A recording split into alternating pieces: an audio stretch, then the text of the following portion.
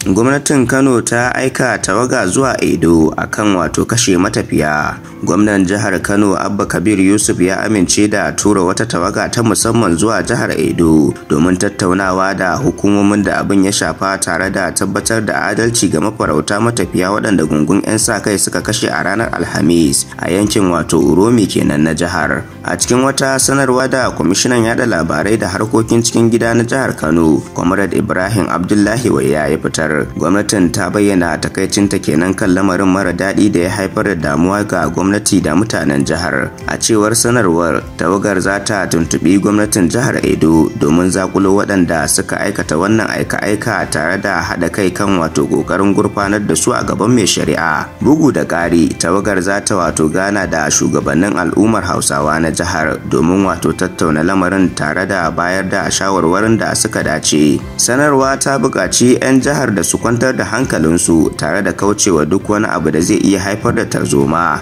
tare da tabbatarwa jama'a cewa ana ɗaukar matakan da suka dace na diplomasiya da na shari'a don magance lamarin yadda ya kamata. Gwamnatin jihar Kano ta mika sakon ta'aziyar ta kenan ga iyalan waɗanda lamarin ya shafa, tare da yin addu'ar Allah ya ji kansu da rahama.